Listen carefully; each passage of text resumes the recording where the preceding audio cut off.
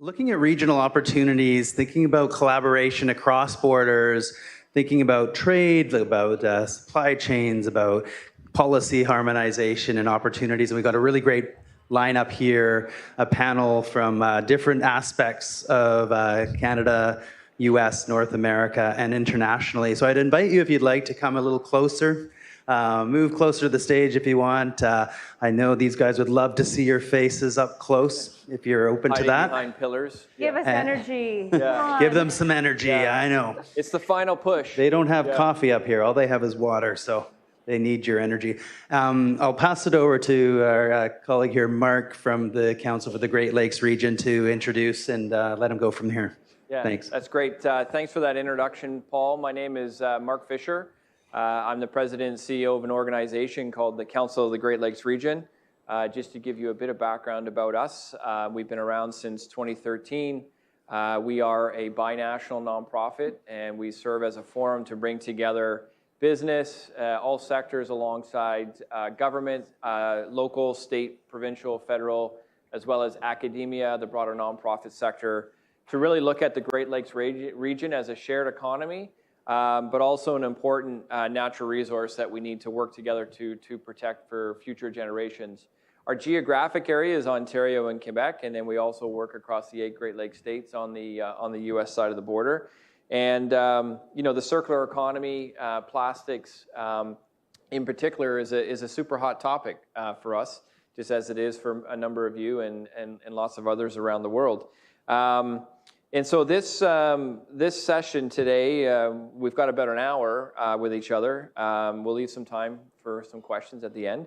Is around effective collaboration at the regional level and how essential it's going to be to scaling the circular economy and looking at the ambitions, both in the Canada-US context, the North American context, globally, because we know that our economies are interconnected, supply chains are interconnected.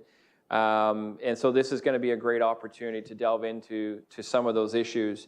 And I think just to give you a bit more context in terms of why this cross-border scaling up discussion is important, again, just using the Great Lakes region as a reference point, the research that we've done in the region has shown that roughly 12 million US tons of rigids and flexible plastics are ending up in our landfills. That's the equivalent of about $1.5 billion worth of materials that we're literally throwing out every year. But we've also found that 80% of the material that's washing up on the Great Lakes shoreline is plastic. 20 million pounds of plastics could be going into the Great Lakes through a variety of sources and pathways, just as we see in our ocean. So I know we're going to have a bit of a broader discussion beyond plastics today, but just to give you, a bit more of that context. So with us today, we've got an exceptional panel. In the room, we've got Ramona Liberoff, who's the CEO for PACE, who we heard from earlier today. She's doing double duty. Thank you for doing that. We also have Ilse Esparza.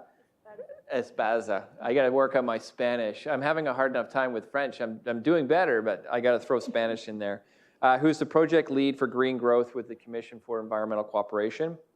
And online, we can see you. It's Adina Adler, who's the Deputy Executive Director for Silverado Policy Accelerator. It's great to see you, Adina, and hope you're doing well. So we're going to start with Ramona. We've got a series of questions.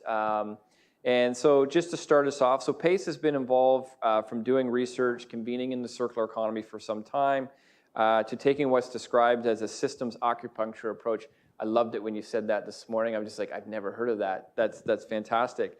Your 3 areas of focus are scaling minerals circularity for global resilience, recapturing resources for circular food production, and integrating circularity and net zero measures. So maybe just explain to this audience in a bit more detail, what does systems acupuncture really mean? And can you give us some of the examples of how it's being applied? Sure, I'm happy to. And thanks, Mark. And it's a real pleasure to be here again. So I get a little more time now to go into a little bit of the stuff I trailered this morning. Just by way of background, the way we look at the circular economy is really to separate it out into a couple of different parts. I know many people in this room and many people working in circular economy do fantastic work on what I would call the consequences of mispriced overconsumption, which is a fancy way of saying stuff is too cheap and therefore ends up being thrown away because there isn't enough infrastructure to cope with the volume of that. So we leave that to others because there's a ton of work happening, the Global Plastics Pact, work that people like Loudest Foundation are doing on textiles. And also because we appreciate, very early in my career, I started in consumer marketing, and frankly, to change consumer behavior is a very heavy lift and takes a lot of talent, skill, and money, which we don't have. We have the talent, we have the skill, we haven't got the money. So that's explaining why we don't work on those particular issues. But because one of our advantages is that we are embedded within the World Resources Institute, whose work some of you may know, we realized there were a number, after consulting with 25 knowledge partners, including WRI, we realized there were a number of significant and significantly underexplored areas in critical systems. We have Janusz Potocznik, who's the co-chair of the International Resource Panel, on our board to keep us honest and very afraid before board meetings, because he's rightly very tough in making sure that the work we're doing is important. But we looked at these systems and we thought, actually, within each of these systems, if we were to find various levers and really implement the circular economy at scale, by which we mean everything, business models, infrastructure, policy, behavior, collaborations, whatever that means, there would be significant benefits for people, planet, and nature. And just to give you one example of that, in minerals, for instance, where we're starting out the work and hopefully actually collaborating with Adina and her amazing team on this as well, the work done by the Energy Transition Commission and others has identified that somewhere up to a third or half of the critical minerals we need for the energy transition are already out of the ground. Someone mentioned earlier in the batteries workshop that there's no easy way to repurpose or recapture them. It's all very unclear. The facilities haven't yet built, the infrastructure. We're very good at getting stuff to people. We're not very good at getting it back from people. And there's a kind of early warning system for this in electronics, where Apple, who are on our board, actually tried to do this and realized they ran smack into a bunch of practical and legislative challenges to do it. So once you break that problem down and you say, great, we could meet a ton of demand, we could take stress off the system around the world if we could just recapture these minerals, then you start to actually see what the detailed levers could be underneath. And I won't go into any more detail, but just to give you a sense of how that acupuncture approach works. What we like about that term, by the way, is it's intuitive. If anyone's ever had a niggling shoulder pain and gone to an acupuncturist, you understand how it releases the pressure and the stress in the system. So thanks for giving me a chance to expand on that a little bit. Yeah, I could use a bit of acupuncture. Never tried it, but it sounds great. So you talked about the Apple experience, and I think over the course of today and yesterday, we've just heard about the importance of moving from theory to action to implementation, the speed, the scale. From your vantage point, like what do you think is going to really kick us forward from this ongoing dialogue, conversation, diagnosing the problem to real substantive actions that we see not only at the global level, but, and we'll get to this, in North America and in the US and Canada. So what's really going to move us forward from that theory, that dialogue, to real action? At the risk of being very boring and very blunt, money. Because, I really am incredibly impressed by what people manage to do with tiny, tiny bits of funding. But when I see, for example, that there's $3 million given for research in this area, when I look at the fact that we effectively have an operating budget of sub $1 million to scale the circular economy around the world every year, it is not only not enough, it's ludicrously not enough. And I actually would particularly want to ask philanthropists and anyone with public sector money to put their hands in their pockets, figure out a way to raise some taxes and get this going at scale. So that's one thing. It's not just money, though. It's also clarity of focus. And this is also why, I held ourselves accountable to make sure we knew what we were doing and not just skate across the surface. Because as many people have said, the circular economy is so big, so broad, and operates at micro, meso, macro levels. It's a philosophy, it's a technology, it's a social revolution, it's all these things. But it can't be all these things. It actually has to be something very specific, which is to create something using a combination of policy, innovation, and finance, and do it very, very quickly. And then the third thing is coordinated action. And I'd go so far as to say a bit more radical collaboration than coordinated action, because coordinated action leads you into the kind of committees I've spent rather too much time sitting in, where there are many, many remarks but not necessarily that many actions. Yeah, That's and it. I think just to back up your point, hopefully they're taking their hands out of their pockets with a checkbook, and they're not leaving their hands in the pockets. We take anything. We take Bitcoin, Venmo, barter. We'll take it all. So we'll go to Ilse next with the Commission for Environmental Cooperation. Maybe just give a bit of background about the CEC. But circular economy, sustainable materials management is a relatively new strategic pillar for the CEC. Can you speak a little bit to those priorities, the operational plan? Maybe give people a little bit of background about the CEC. Not sure if everybody's familiar with what you do. So kick us off and give us sort of the North American bird's eye view. Yeah, sure. So what I've learned so far is that we're not super well known. So I'll just give you an overview of who we are and what we do. So the Commission of Environmental Cooperation, the CEC, is an intergovernmental organization. We were established in 1994 under the North American Agreement on Environmental Cooperation, which is basically the environmental side of the North American Free Trade Agreement, NAFTA. Now, as of 2020, now we operate under the Environmental Cooperation Agreement, which was developed in parallel to the Canada-US-Mexico Agreement, the CUSMA. So what we do is, this agreement basically recognizes the social, environmental, and economic linkages between the three countries. That's what's relevant. Well, that's a key part of our work. And what else can I tell you? Well, so the way we work is that we basically facilitate the cooperative work between the three North American countries. And we work on pressing regional and global issues related to the environment and to trade. So for this, we have a 5-year strategic plan. The current one goes from 2021 to 2025. And it currently includes circular economy and sustainable materials management as one of the strategic pillars of our work. And for these, what we've been doing lately is working on different projects and initiatives that have been indirectly linked to circular economy. This includes some projects that we have on food loss and waste, others on recycling and solid waste management. We also work on things a bit less related to circularity, such as ghost gear management, but also supply chain transparency. And as of last year, we recently started working directly with circular economy. During the last council session, the three countries announced their interest and support to work on circular economy and use circular economy approaches to achieve more sustainable consumption and production patterns. So right now we're working with a group of experts from the three countries. Some of them are here today, so it was nice seeing them. And we're currently trying to decide how this initiative is gonna look like. We're still in conversations, but some ideas that have popped up are potentially focusing on a supply chain of common interest. We've talked about for example, electronics. We'd also talk about the built environment, but we're still unsure how the initiative is going to look like, and I will keep you posted on what we're doing. But yeah, right now we're deciding and brainstorming. Yeah, that's super helpful. And so you touched on transforming recycling, solid waste management. It's a new priority.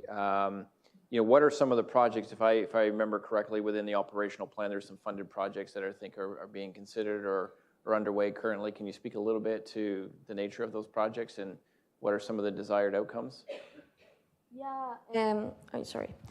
Yeah, we have a project on recycling and solid waste management, and it's an exciting project because it's a 4-year project. So it's weird for the commission that we have such a big, long project, and it has 2 phases, and we're going to be focusing on 3 waste streams. So plastics, bioplastics, and paper.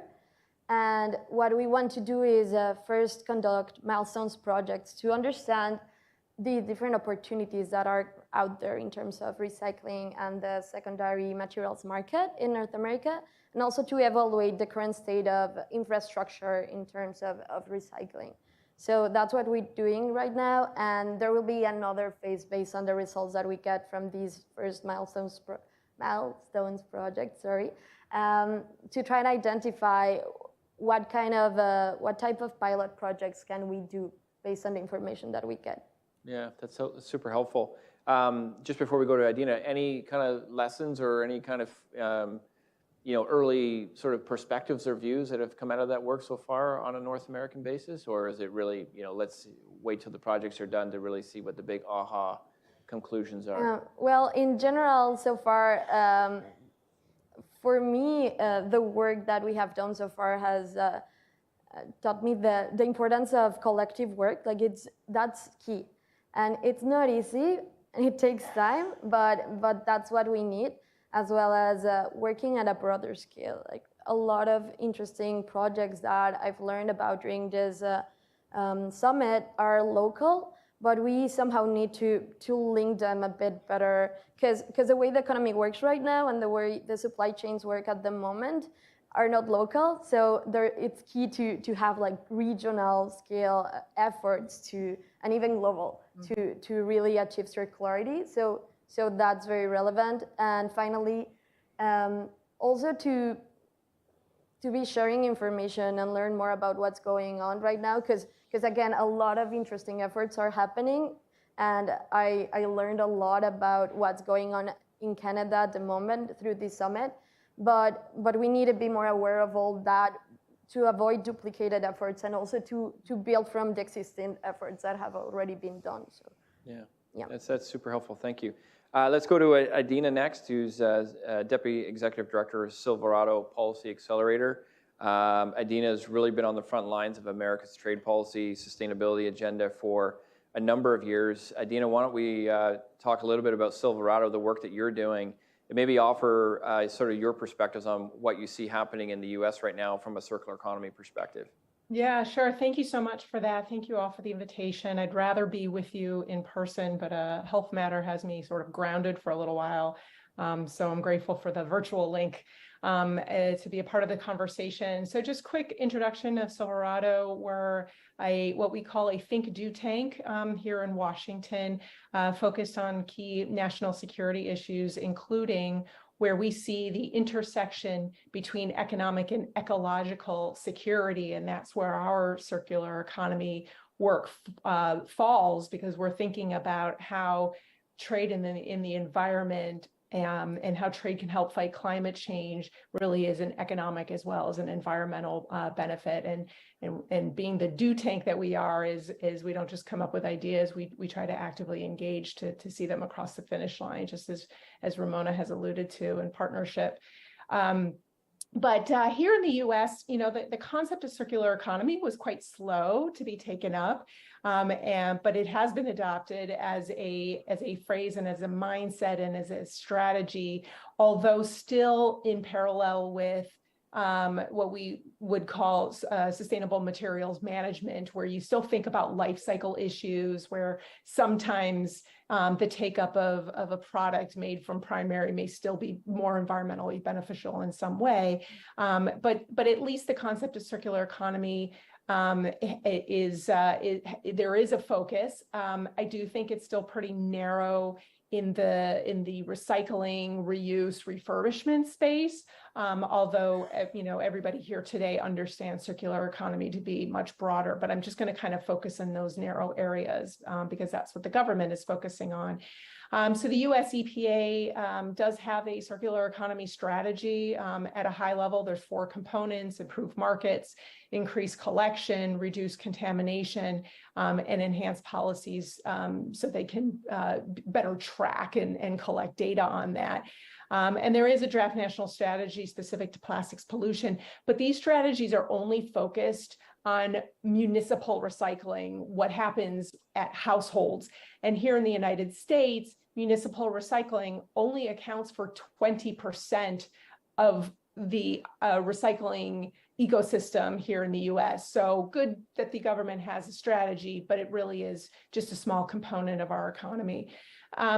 Much bigger than that, just, we're a federalist system. So in 1976, the Congress passed the Resource Conservation and Recovery Act. the EPA promulgated regulations, and then they devolved the implementation down at the states, who had to create what's called state authorizations. And according to EPA's website, those authorizations are intended to ensure national consistency and minimum standards while providing flexibility to states in implementing rules.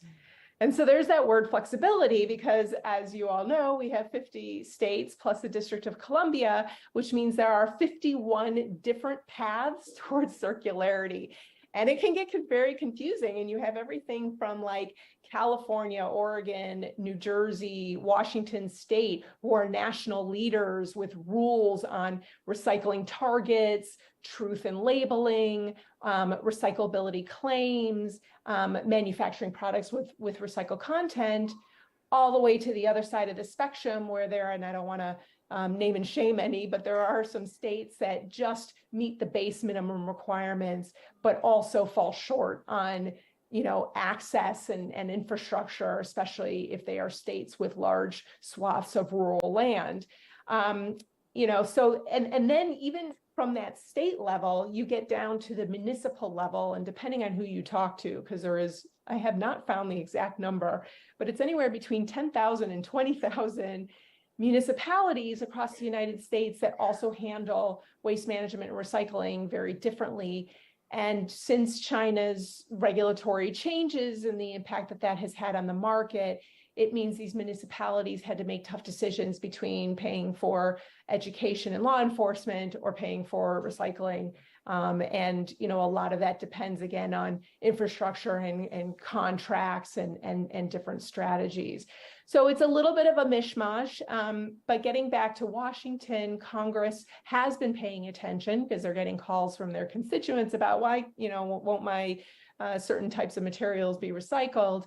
And there are proposals in our Congress that look at things like improving data collection, mandating the use of recycled content, although there's a bill that both mandates the use of recycled content and then bans those products. Not sure how you square that circle, but there's also a bill that I support, that we support, and a number of organizations support, that would, for the very first time, establish a federal definition of recycling. Because otherwise, what we're left with is the Resource Conservation and Recovery Act, which classifies everything at the end of its life like a solid waste. And that has an impact on whether or not those materials can be re-entered into the manufacturing supply stream.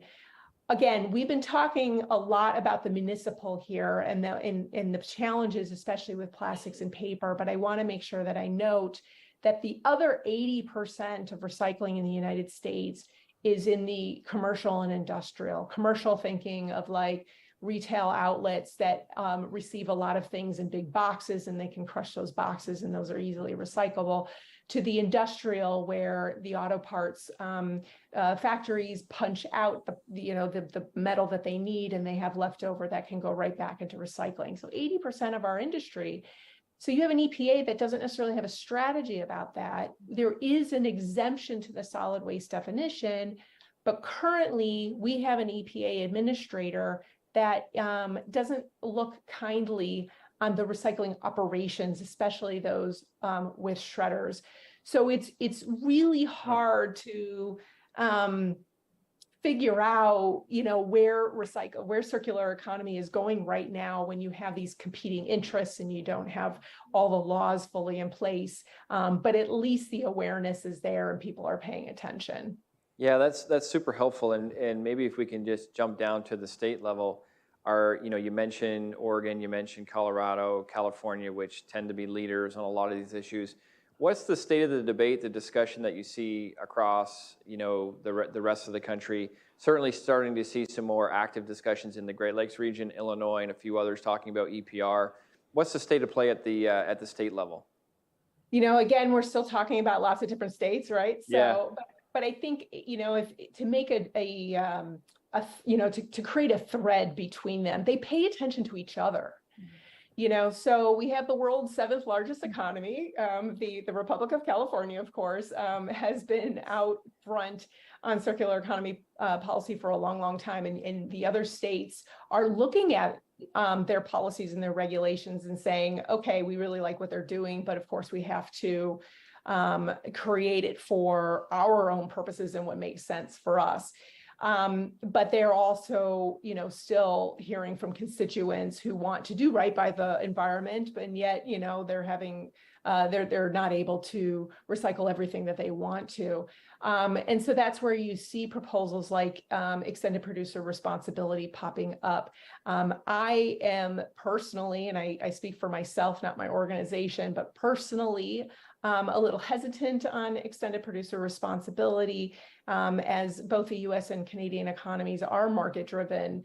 EPR is not exactly a market-driven policy, because you instill the mandate to pay for recycling on a company whose business model is not to do that.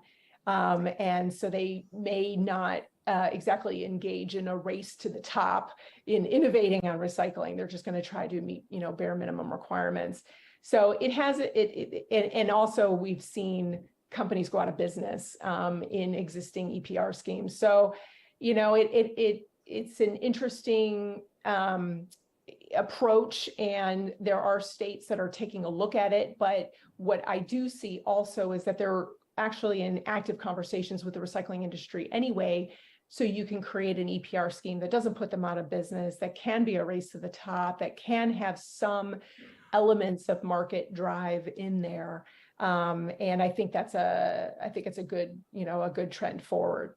Yeah, that's super helpful. We're going to work our way backwards here. So obviously, Adina, you and we'll go to Ilse next. You give a lot of thought to USMCA from a trade policy perspective. CUSMA's been around, CUSMA here, USMCA, been around for a few years. Is there anything in the agreement that you see as a particular enabler of looking at circular economy across borders potentially? Yeah, US, Canada, Mexico. Maybe your thoughts on that, and Ilse, maybe from a CEC perspective, what do you see as potential enablers for scaling the circular economy across borders? Yeah, I mean, one of the, well, just as a top line, what's so important about that agreement is that there are aspects for facilitating trade.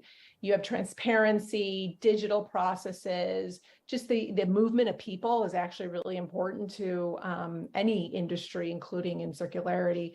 We have standards, including the recognition of industry standards. That was a really important innovation, for lack of a better word, that from the CUSMA over the NAFTA. Of course, it's eliminated tariffs. There's respect for environmental labor rights. And then you layer on top of that we have currency equivalence, we have common language and market economy.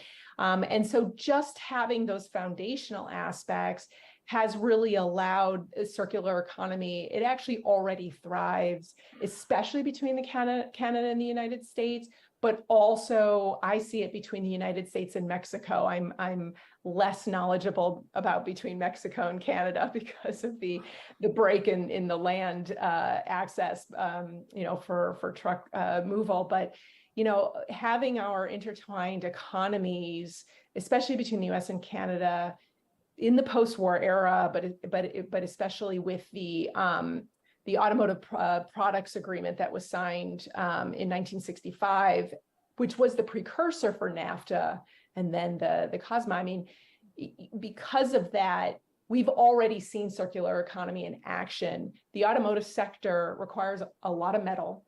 And so much of that metal in North America is made from scrap. And so you already see the movements across borders of scrap into a steel mill back across the border to make the auto part back across the other border to be integrated into an automobile.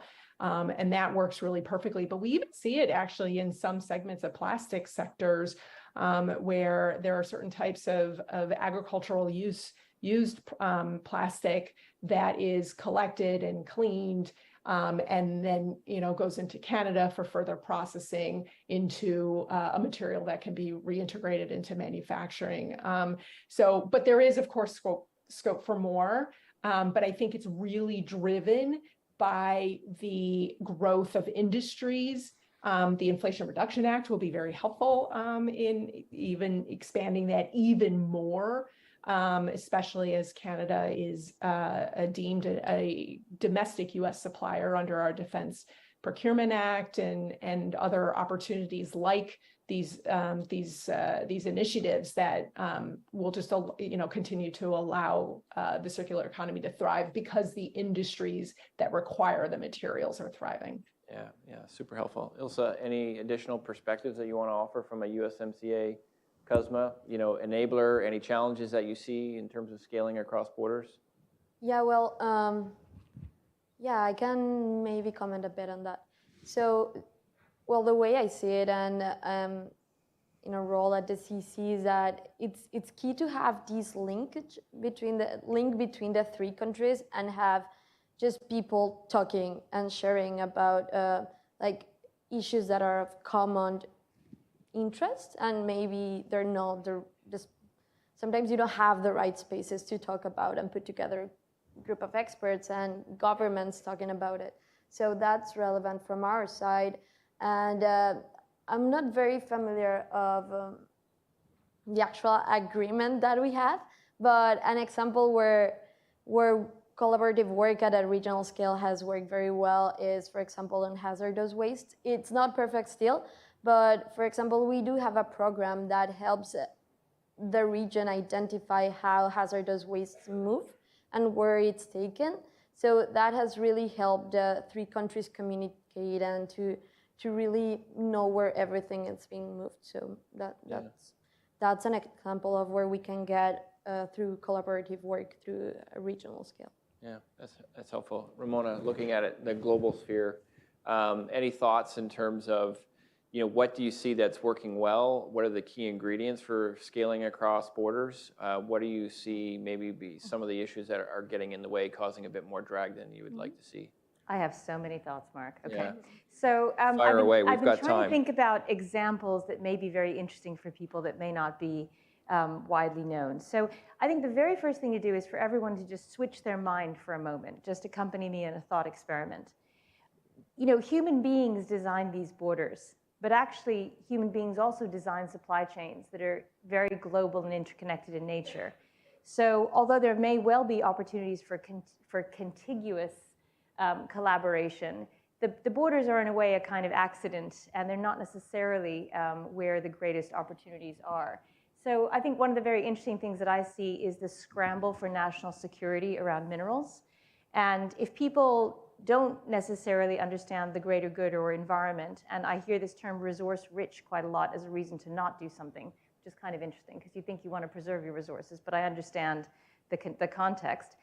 If you want to reframe that issue as either national security or with an equity lens, think about the fact that most of the burden of our current mineral need is going to fall on the global south and be unsustainable even more than, and we cannot open mines fast enough, nor should we necessarily want to see that as a first option in the global north to meet the need. I find it really interesting that today's FT or yesterday's FT, there was a piece on Norway, obviously as a very oil-dependent state, examining deep sea mining. I don't see an article in the FT talking about Norway trying to recapture all the minerals or building out battery infrastructure. So I guess all I'd say is there are common issues everywhere, but I think a lot of it starts with our mindset about the circular economy needs to be about reduction first and foremost. That's why it's actually at the top of the list. So things like efficiency considerations, design considerations, I don't hear them talked about anything like as often as I do recycling. And then the second piece is this sort of recapture piece. We have so much out in the world. Resource rich shouldn't necessarily mean we have things we can cut down or dig up. It can actually mean we have a lot that we can recapture. And there's three little things I just wanted to throw out into the room. Who knows what the price is today of carbon in Amsterdam? I'll take a little poll. Give me a guess. How much is the price of a ton of carbon for planning purposes? Remember, we set this, we can set it at whatever we want in life. What is it? I'll take any bids. Wild guesses. Come on. Sorry, I hear 100. And Any I advance? heard 300. 300, any advance? Don't Google it. Okay, it is, as a great thought experiment in the donut economic city of Amsterdam, 418 euros a ton, ladies and gentlemen. Exactly. So I think it's one of these interesting things where if you start doing stuff like that, that suddenly creates an incentive for a very different competitive landscape. And coming back to the contention that North America is a market economy, I think the EU is a market economy as well. We have consumers, we have producers, we have money. We even have virtual money these days, so advanced. But one of the interesting things about some of the EPR legislation and initiatives is, so for example, France has had a textile EPR since I believe it's 2007.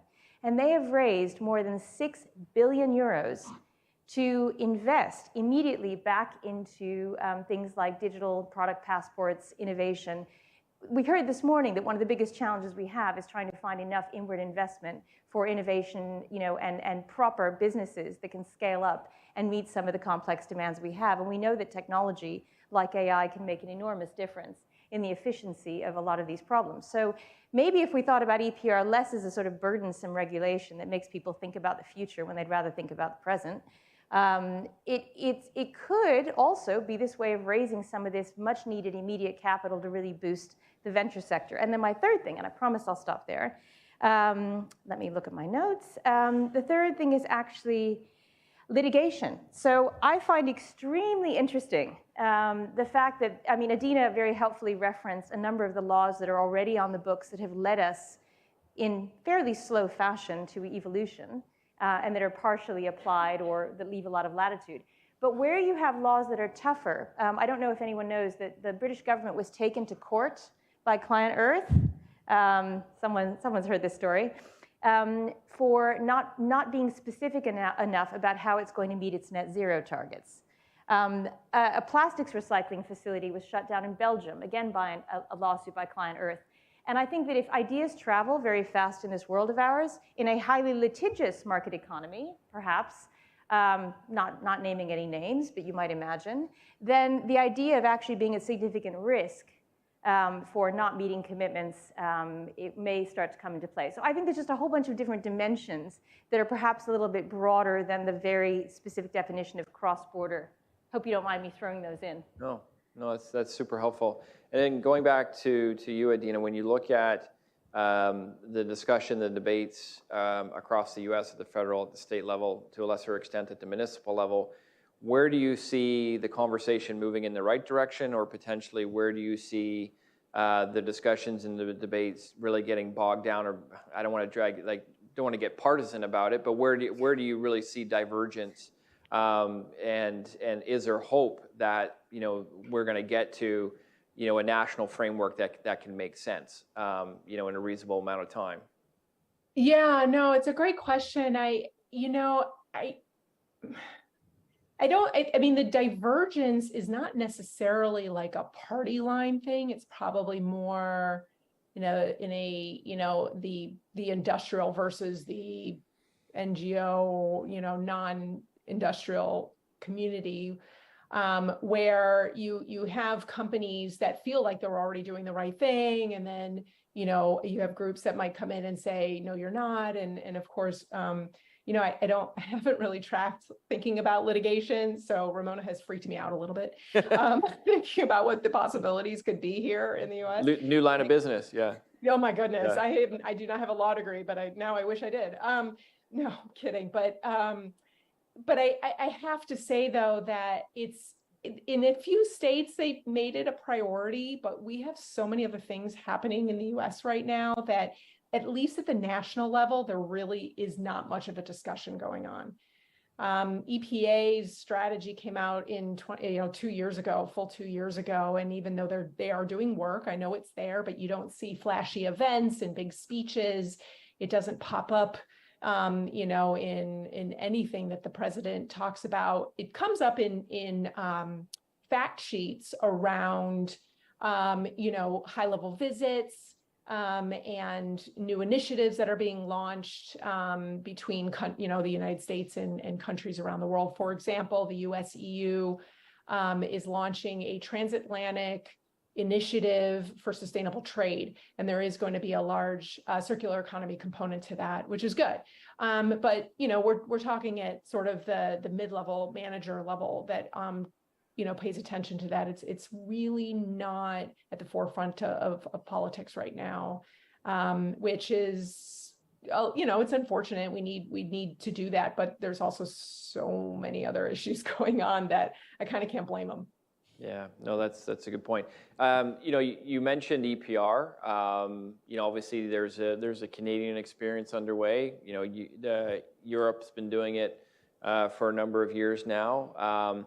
If it's not EPR, are there other good sort of policy solutions that you see out there that are worth considering? I know we've looked in the Great Lakes region. It's everything from doing nothing and very cheap landfilling, and everyone goes to landfill, to bottle bills, to states thinking about EPR. So if it's not EPR or a version of EPR, are there other sort of policy measures out there in the US that you see as a good practice that get you along that hierarchy of sustainable materials management from doing nothing to doing something? Yeah, I mean, there can be policies that incentivize, recycling through, if it's tax incentives or other financial or pricing mechanisms that that create more of a level playing field for recycled, post-recycling materials to be on par with raw materials in terms of being integrated back into manufacturing. Do you tax the use of the raw material? Do you increase fees on landfilling? So there are, one policy that's sort of been in place, but not permanently, it has to be renewed every several years, is 100% depreciation on equipment. And it applies to manufacturing across the board, but the recycling industry, which is sort of recognized, if not in law, but in practice, as a manufacturing industry. If you purchase a new piece of equipment, you can write that off from having to pay taxes, recognizing that the use of the equipment, which is important to the operations and keeping jobs in place and keeping the doors open, of course, gets wear and tear, over time. And so there's that recognition on that in our tax code.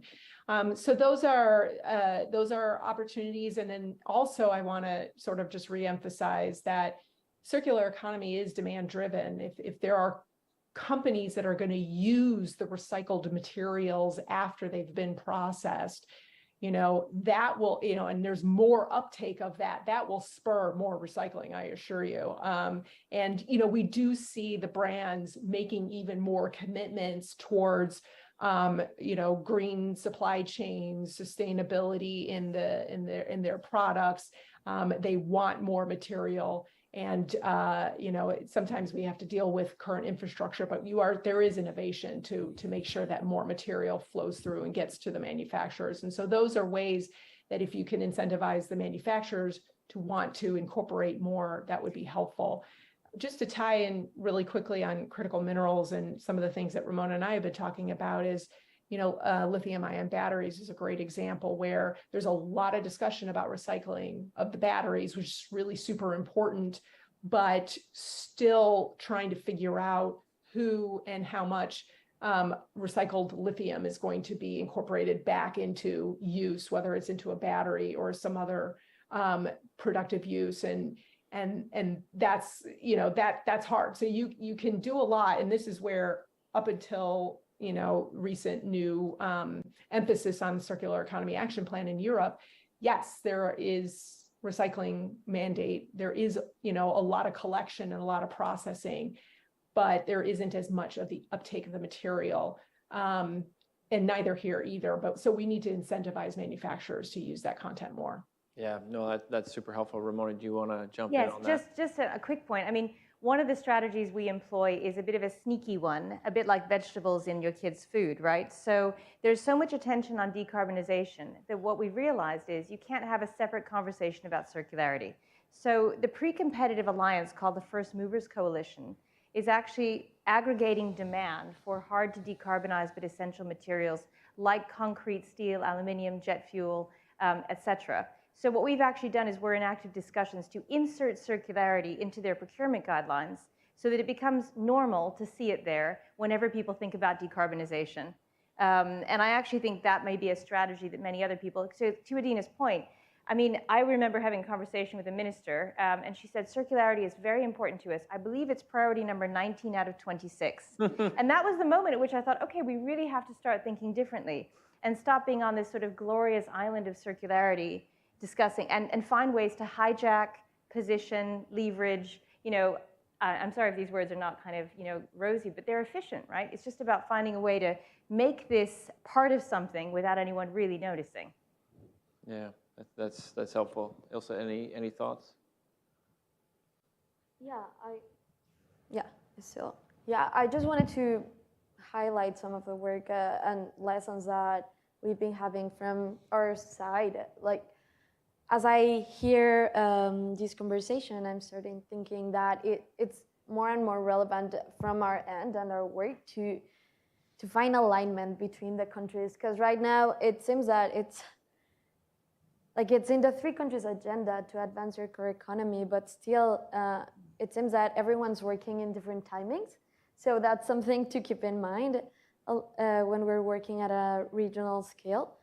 For example, Mexico right now has a whole different agenda on renewable energy technologies than Canada and the United States. And also, just for you to know a bit of what's going on in Mexico right now, the government is just announced a national strategy on circular economy.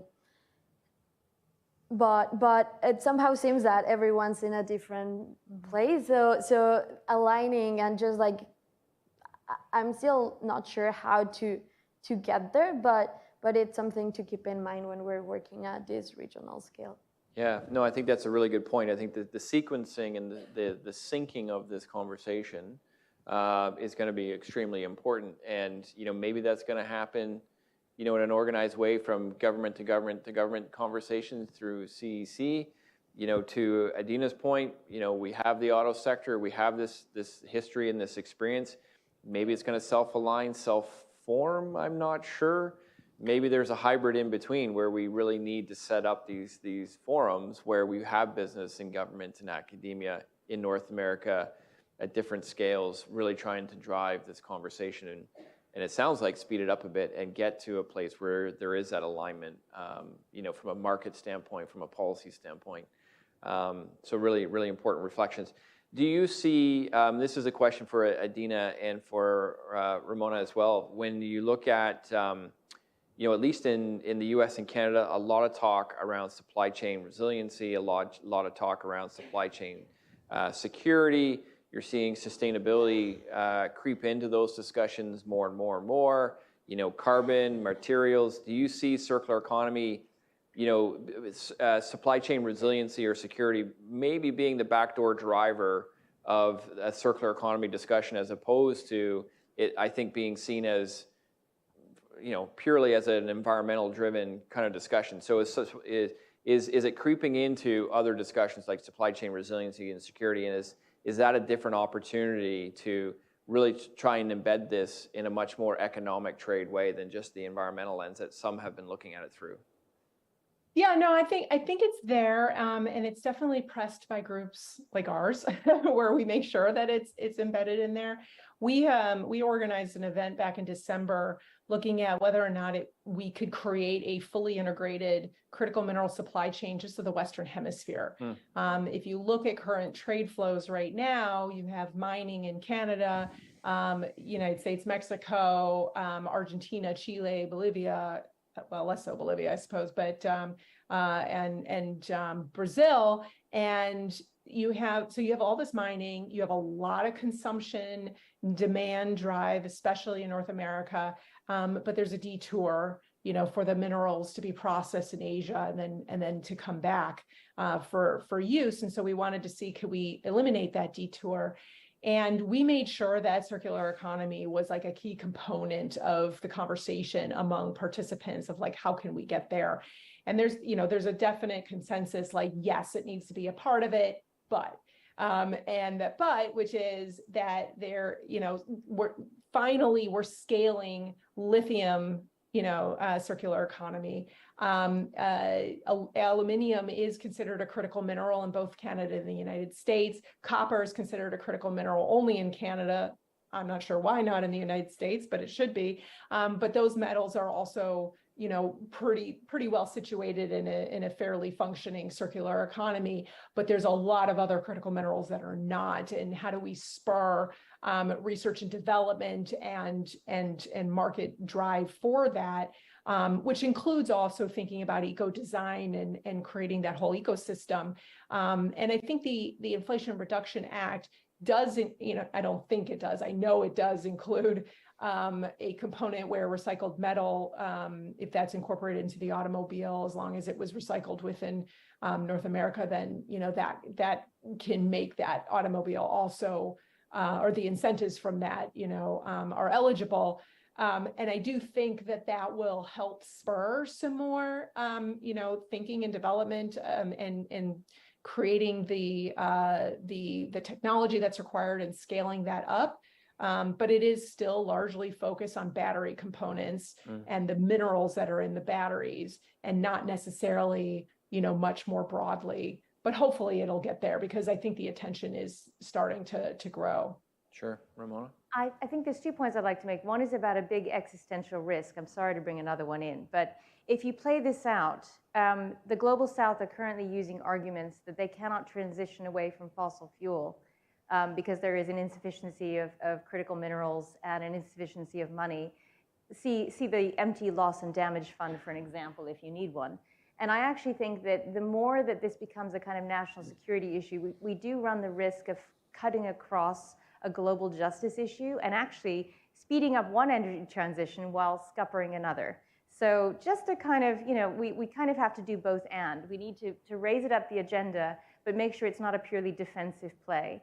And then the second thing, I have been really surprised that I haven't heard anything about capital markets in this glorious market-driven continent that I'm sitting in. Because, European capital markets were all a bit weedy and so on. But here, the capital markets are really, really a force, and they can be a force for good.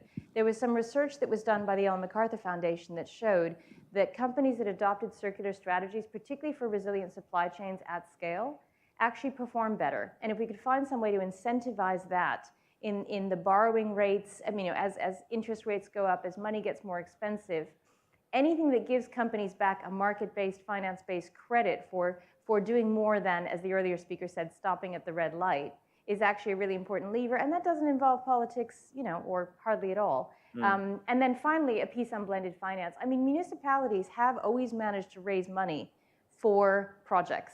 They lost most of it in the financial crash, but that doesn't mean they can't climb back and raise money again to do things like this. So the ability for them to get blended finance for creating positive health, environmental and other outcomes doesn't seem to have been anywhere near developed as much as it can. So something that I will do as soon as I have a minute and $1 to do it is really much more of a push with capital markets and banks to push some of these things along.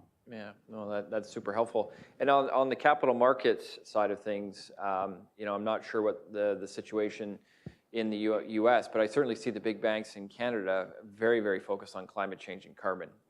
That is sort of the issue that they have picked. You don't hear as much around circular economy and some of those other sustainability issues, even though I think they should. So. Well, I think the risk is if it's only about carbon, then carbon sequestration will solve it all. Yeah. And we know it isn't. So again, that's why we need to sneak the vegetables into the pasta. Yeah. What, Adina, in the United States, where are you seeing the capital markets align? Do you see it being much broader, or is it like Canada, where they seem to be really, really, really focused on climate change and carbon?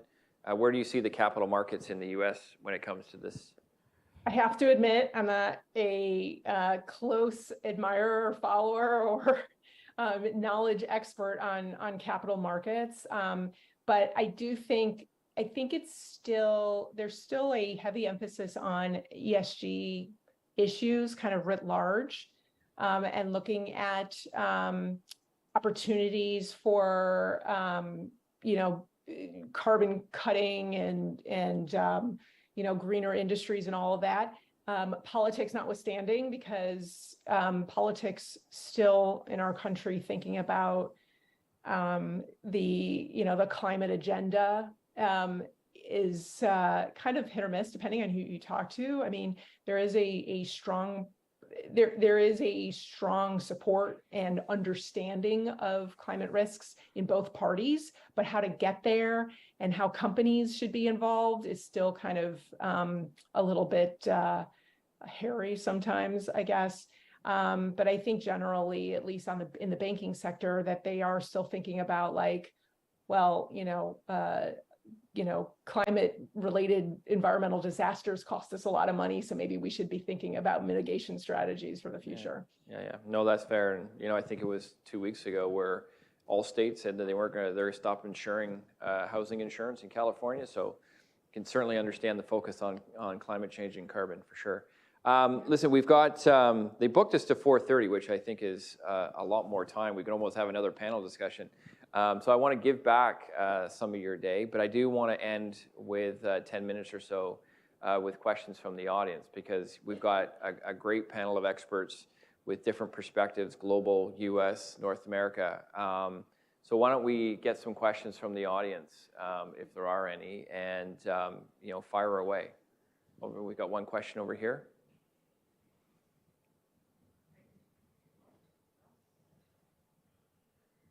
Even if you have some insights that you want to share from your perspective, I know there's brands in the room. There's policy folks. Feel free to share your insights in terms of how you're thinking about circular economy and scaling across borders as well.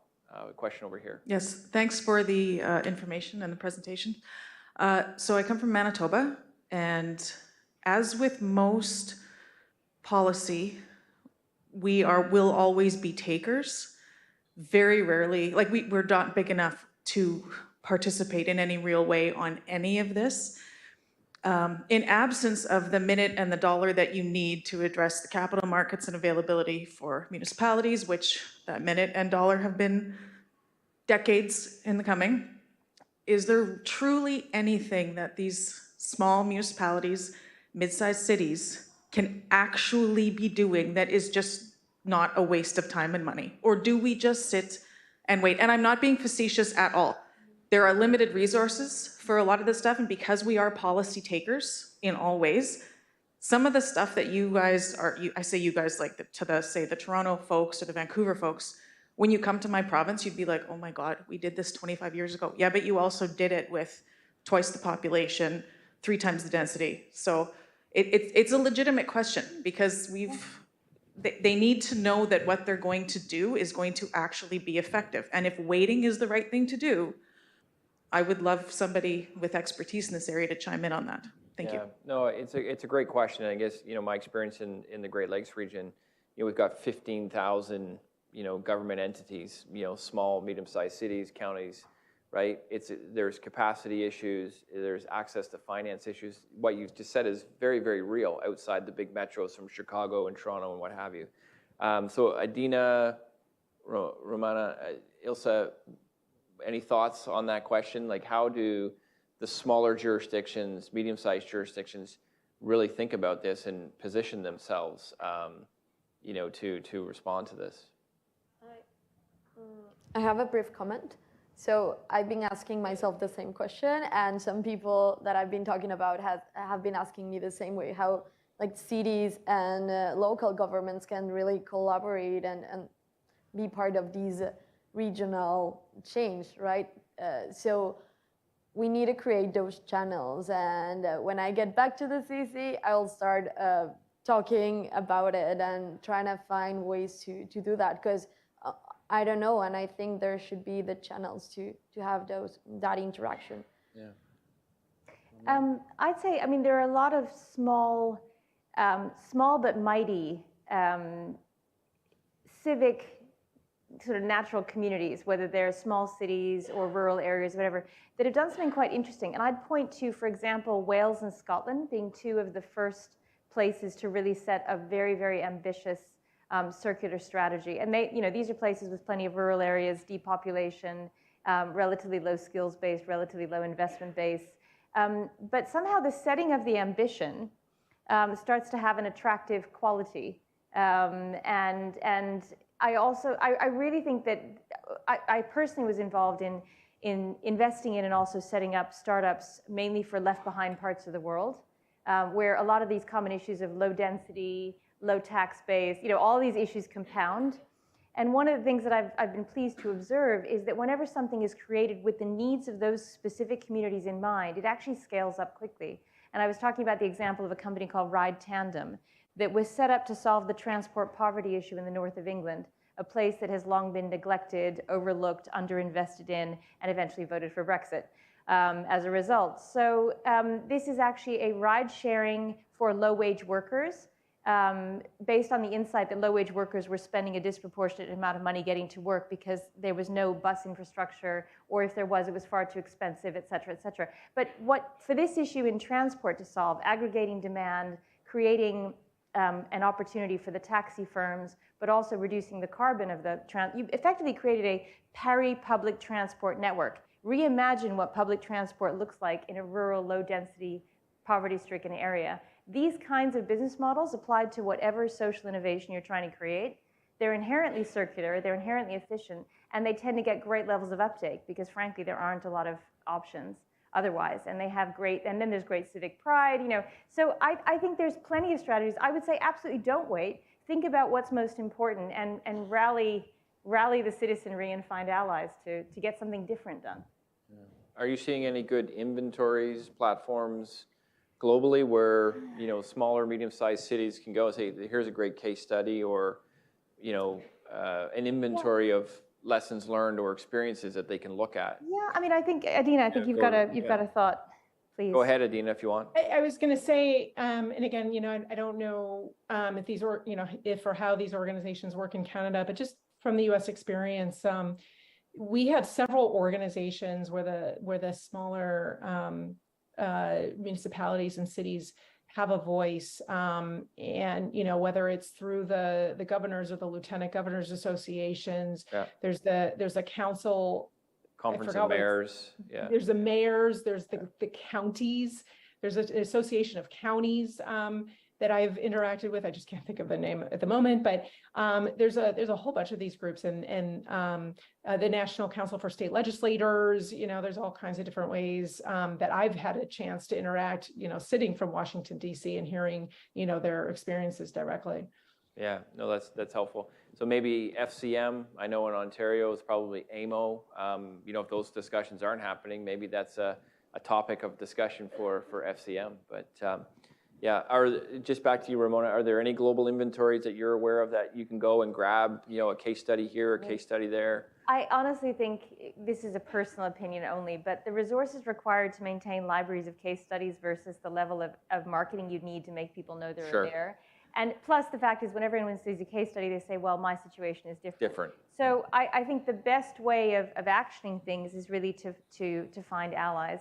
And I'll take away an action to see if there's anyone in our community who might also be able to help. So yeah, super helpful. Question here, and then, sorry, I didn't see your, were you first, and then, okay, back there, and then up here. Okay. Oh. Hi, Carolina Seward from Environment Canada. I just wanted to unpack a little bit more the sneaking vegetables into the climate perspective. I kind of wonder whether climate is the only impact we should be focusing on with respect to the circular economy. I know it's what's politically driving a lot of change right now, but we know biodiversity is coming up, and we know there's all these other sort of outcomes that we might be able to achieve with circularity, even in advance of seeing the emissions reductions, because we don't quite know how to measure the emissions impacts of circularity. They feel more diffuse when there's scope 3 and along supply chains, et cetera. So there's sort of like short-term versus long-term impact. And I'm just wondering, how to more holistically measure the impact of circularity and Yeah. And I understand the question. how to pitch that. So remember I said at the beginning, all these ideas are about people, climate, and nature. So this is in no way trying to dumb down circularity. However, it is about trying to leverage and jump on the bandwagon of carbon, which everyone is working on, and where if you just get people thinking about circularity and carbon, or the link between circular economy and net zero, it just helps put it on the agenda in a way, otherwise people's brains explode. When people start saying, okay, God, now I have to think about carbon and climate and health benefits and gender equity and biodiversity and nature, you know what, I just can't, right? So don't take this to mean in any way, and I'm really glad you asked the question, that this is a suggestion to dumb down the agenda. It's quite the opposite. It's to enrich it, but subtly. It's to make it a more rounded discussion using the vector that is there, in the majority of discussions. Yeah. Does that help? Yeah, that was a hesitant yes. Oh, sorry, there was a measurement question as well. Let me just address that. So what we're also trying to do is go to the standard setters who are mainly working on carbon. And again, like net zero, like First Movers Coalition or Greenhouse Gas Protocol, try and have conversations with them to say, look, there will never be one easy measure for circularity, one ring to rule them all. I mean, it was something that all of our stakeholders wanted. Just come up with a way of measuring it that everybody can use. It's impossible. But what you can do is you can start to try and round out and also explore where the tensions might be between a simple carbon measurement and a more rounded thing, and start to introduce considerations that are context specific, that are equity or nature related. Because I think actually a lot of that is very place-based. I don't think you can have a conversation about measurement that is independent of a community or a location, because the issues are going to be quite different. So again, it's not about dumbing it down, it's about making sure it shows up in the standard setters' agendas, because they do have a lot of power.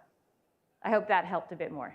Yeah, it is a really good question, because I do feel sometimes that it's starting to collapse under its own weight, right? Because it's carbon, it's circular economy, it's water, it's biodiversity, and it's becoming big. And then when you look at, well, how does that connect, and how do you measure, and all of this other stuff, and it's like now you're in quicksand, and it's like, how do you even start by starting when you're adding in all these different layers and complexities to it, and unpacking that and just trying to get yourself on a path, right? Adina, I don't know if you have any thoughts. I don't know if you heard that question around circularity, carbon measurement. Yeah. I rely on Ramona's expertise to answer questions like that. Yeah. We have a question up here.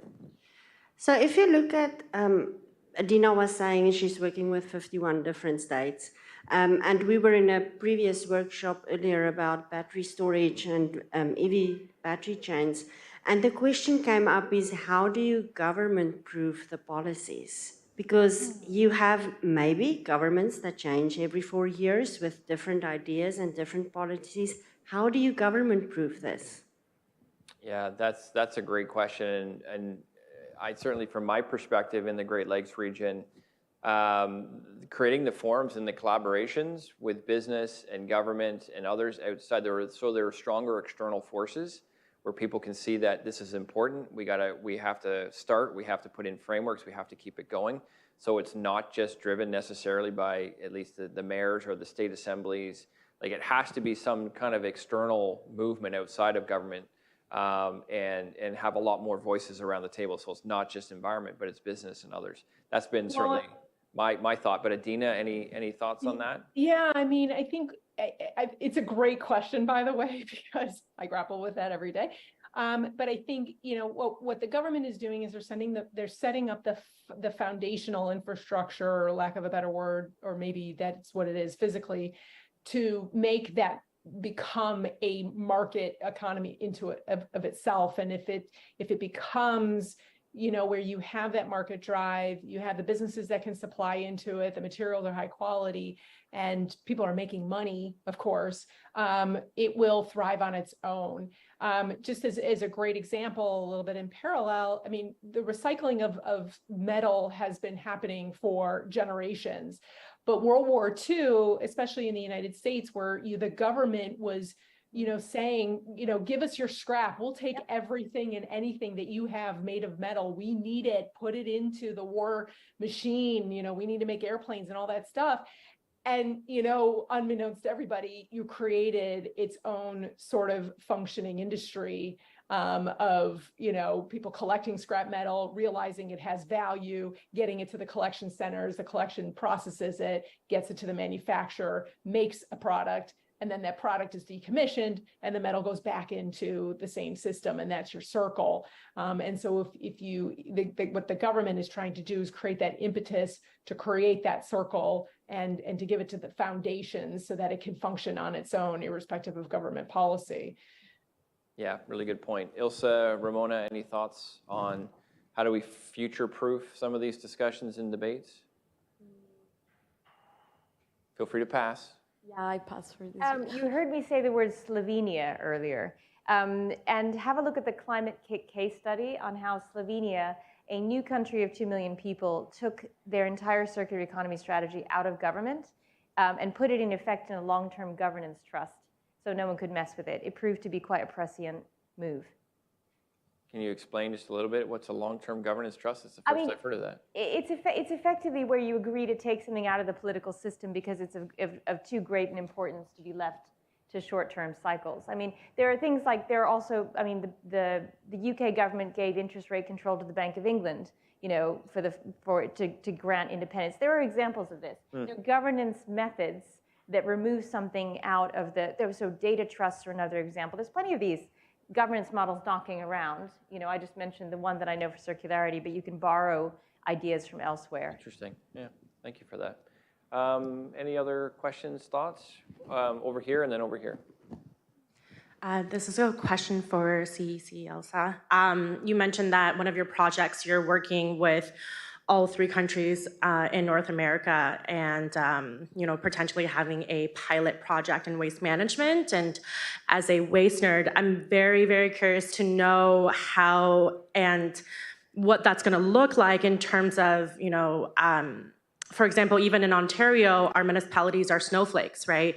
We have different legislations. I can't imagine leading a project that, again, crosses 3 countries in waste management specifically, and with different languages and policies. So maybe go in depth a little bit more about that and how you want that to look, or how the project looks, actually. Yeah, sorry. Just to clarify, that project is actually led by one of my colleagues. She's unfortunately sick, so she's not here, but I can speak to what I know about it. So it's quite an interesting project. As I said, we have 3 waste streams that we're focusing on, and depending on the interest of the country, we're focusing a bit more on a specific waste stream. Canada and the US are more interested in plastics, and Mexico is more interested in carton and paper. And the pilots will really vary and will depend on the results of these milestones projects. But what we usually do when we do pilot projects at this scale is that we choose a city or a specific city where we're gonna work, usually 1 per country, and that's how we run our pilots, because it's hard to really do something at that scale. And based on the results that we get in that specific site, then we build recommendations to try to scale whatever results we get from those pilots. So that's usually how that works. Yeah. I might on this actually suggest having a look at the Nordic Circular Hotspot, because they've managed to create a cross-country alliance. I mean, their languages are maybe a tiny bit more similar, but apparently not very. I can't really judge, the similarities between Icelandic and Norwegian. But they have set up a structure that kind of looks at how to do this across different environments. Yeah, and we're certainly, trying to do that, at least in the Canada-U.S. Great Lakes perspective. It's still early days, but, very similar, trying to build off of the European models of cross-country collaboration. Question over here. Yes, I wanted to dwell on the politics of circularity for a little bit. For context, I am Chinese. I've lived here in Canada. I've worked in the UK and EU. And increasingly, I'm seeing, back to Ramona, you mentioned not to get defensive and sort of as we come to the issue of just transition. And there's there seems to be a tension between circularity as an instrument to material and energy security, coming against sort of the 90s movement of globalization and free trade. And how do you envision the future? Like, what is the future that we're heading to in that dynamic? Because when I look at, for example, the Chinese literature on circular economy and their circular economy strategy, they're talking about an inner and outer loop, and they still very much want to be in that global system. But I can see, for example, recently in the States and the European Union, as they, for example, have this negotiation around low carbon steel and aluminium, you start to see some players being locked out under that facade of low carbon transition. So I know it's an intractable problem, but I would love to get your opinion on that. Oh, it's such a good question. I mean, that's partly why we keep it on the agenda, because we are completely neutral, and also WRI has very significant operations in India, in China, in the global south more broadly. I think it's a reaction. I mean, I think the challenge is when you're faced with something that is a threat, you react with the toolkit you have. And my ambition personally would be, that I hope many of you share, would be that that toolkit contains circular economy to an equal level as the toolkit that says national security and kind of protectionism.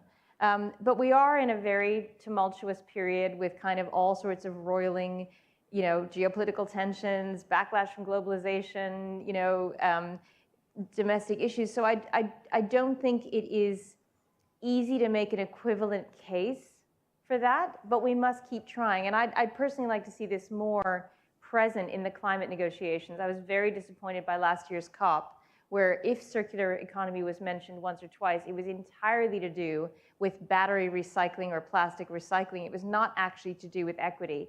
And so building the link between just transition and circular economy, I think, is something we all owe it to the field to try and do.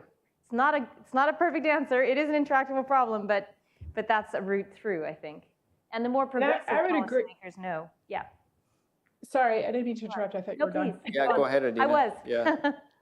I wholeheartedly agree with Ramona. The only thing I want to add to it, because I'm in an organization that doesn't have operations anywhere, so talk a little bit more freely. I mean, I think it also depends on how governments are thinking about what circular economy should mean to them, and whether or not that means that it's a internal economy. And I think that's what's happening. That is definitely what's happening in China.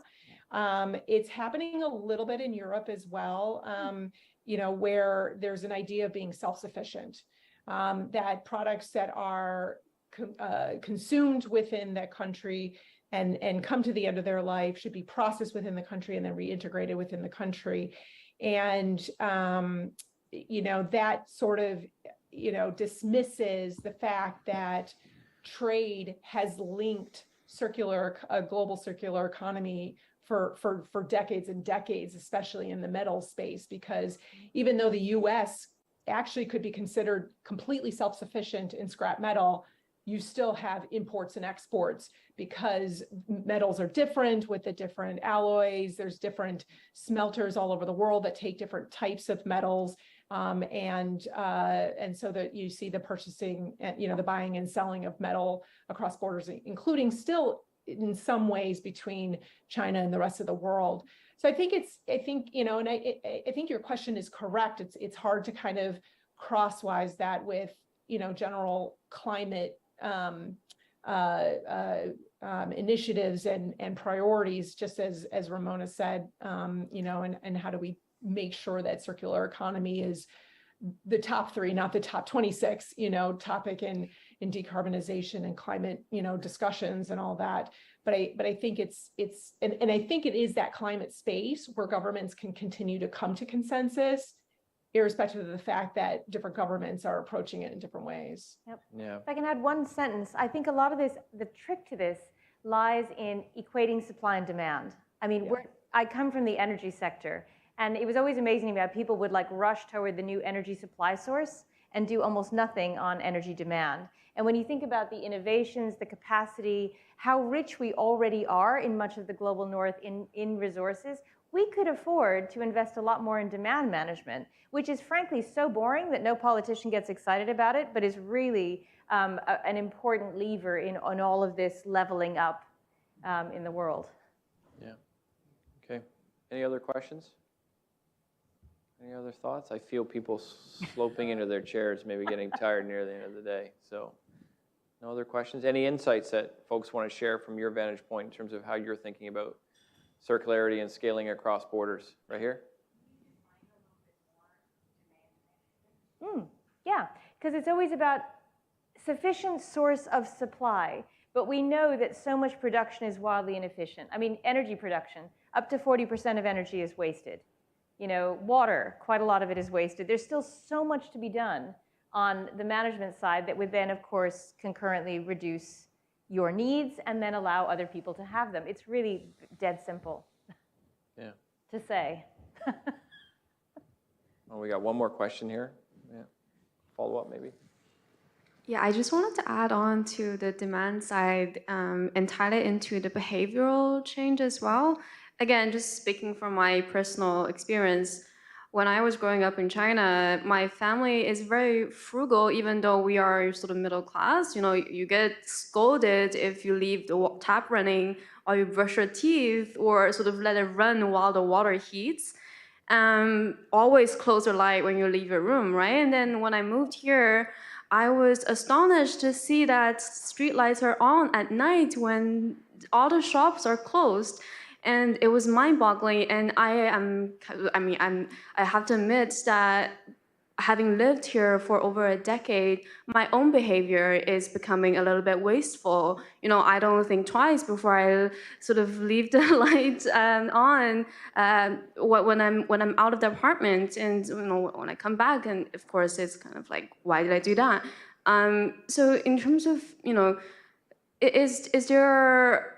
are there movements, or are there sort of initiatives, things that we can do at personal but also sort of organizational level that we can do to counter that kind of gradual shift towards a kind of a wasteful, inefficient behavior, whether it's in households or in businesses? Yeah. You know, I have a 16-year-old daughter who wants to be a marine biologist. She's still got a couple more years of high school before she goes to university. And she's driving behavioral changes in our home. And this is a major trend that is constantly written up in newspapers in the United States in particular, where you have the younger generations that are thinking more about that, thinking of their own consumption behavior, and you know, giving their parents like us a hard time for some of our old wasteful practices. And I think that's going to be a major driver of change, is as the younger generations start to get older and they become entrepreneurs and innovators and just thought leaders on this subject. I think that's really going to accelerate change in particular. Mm-hmm. Let me give one hopeful example. The UK used to have an absolutely horrific rate of post-consumer food waste loss. And there was an organization called WRAP that exists to this day. It has hundreds of people working in food loss and waste around the world. They managed to actually narrow the gap by something like 10 percentage points over a decade, which is phenomenal, particularly when you have to actually influence consumers. They did all kinds of stuff. They engaged brands like Lurpak, the butter brand, that did a big poster campaign called Love Your Leftovers. I mean, basically any leftovers better fried in butter. We all know this. But then the other thing I would point out is on the institutional side, I actually think a lot of this change can and needs to happen through institutions in ways that individuals don't even notice. So my husband actually worked for many years for someone called the Carbon Trust. They did a ton of stuff on built environment and put in sensors and various other things to automatically switch lights off. I mean, you can't just wait for an energy crisis and the bills to quadruple before people are conscious. But then the other thing is a WRI initiative called Cool Food, which is actually around shifting plant-based diets through institutional catering, which I think is an exceptionally clever way of the kind of systems acupuncture approach. You know, a third of meals are served in institutions. Therefore, if you want to shift diets, you just need to provide delicious recipes and better procurement for institutions. They save money, people get healthier, you lower the planetary bounds, and then you include innovations like Winnow, which measures food waste and gets better and better at estimating demand. So this whole basket of things works together, and I think it is personally better wholesale to consumer, because consumer shaming never really got us anywhere. Yeah. The only one point that I would add from a business standpoint is having more corporations and corporate leaders really leading into the conversation around what profit and purpose looks like. We heard that phrase this morning, and what sustainability looks like. There was one breakout that I participated in this morning, and it sounded like the issue is all about managing an issue, an irritant. It's a constant negotiation when we think about carbon or circularity or water or this. I didn't know doing the right thing and sustainability was needed to be a constant negotiation and an irritant. So I think companies, particularly driven by ESG and CSR in that history, there are companies that I think are really trying to transform the way that they do business and around that purpose and that profit lens.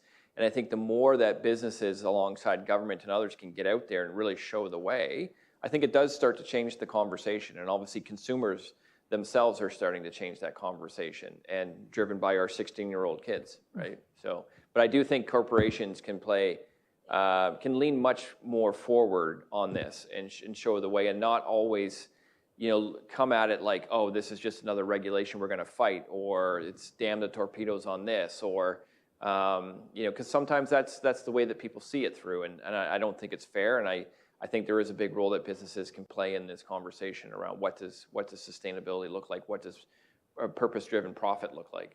And sorry, if I can add one sentence, I can't help myself.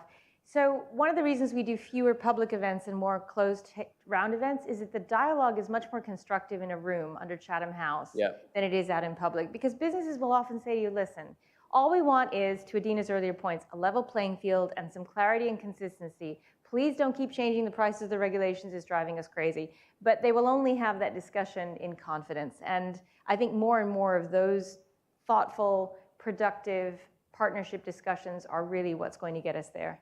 Yeah. And we need to keep them honest, because making commitments is different from seeing them in action. 100%. Indeed. Yeah.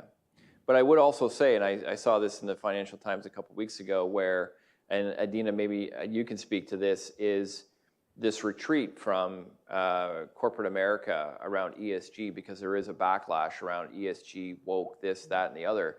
Like, if there's any time where I think businesses and business leaders need to be stepping in around profit and purpose and sustainability, now is the time for them to really be out there to say that, it's good for the world, it's good for our business, and not retreating when there's pushback politically, through that ESG lens. It's a really tough environment. I will say that I don't think they're necessarily retreating from the commitment. I think they're retreating from how they publicize that. Yeah. Just to kind of be careful, but I think a lot of the companies still are going to meet or try to endeavor to meet their commitments. I would also say that if there is any backtracking, it's actually because of the marketplace. So for example, a lot of the beverage makers really, really do want to supply beverages in plastic bottles made from recycled plastic, but the problem is they can't get enough of it. Yeah. There's some regulatory infrastructure issues. For example, it must be FDA approved. The recycler has to be FDA approved to be able to handle food grade, plastics and all that stuff. So that limits, the amount of supply. But other than that, I actually think they're just stepping back from publicizing it so that they don't have, public backlash. Yeah. I guess my only point is that, if the public sees them backtracking, right, because the political discussion is hot, then I think that does reframe the conversation a bit about how consumers and perhaps others, might think of it in a broader sense. Like, I think they need to be in that discussion and in that debate. Yeah, I agree, but I think what Ramona was just saying earlier about just sort of slipping it in, under the rug. The vegetables, slipping in the vegetables. Yeah. Yeah, all right. Exactly. I think there's a lot of that that people don't really realize, and so at least that's happening. Depends still. on the vegetables in my household. Maybe. But well, listen. Let's thank a terrific panel, a terrific discussion to close out today. Really appreciate it. We're giving back almost 15 minutes of your time, so enjoy the fresh air out there. And thank you again for a great discussion and a great panel. Okay, round of applause.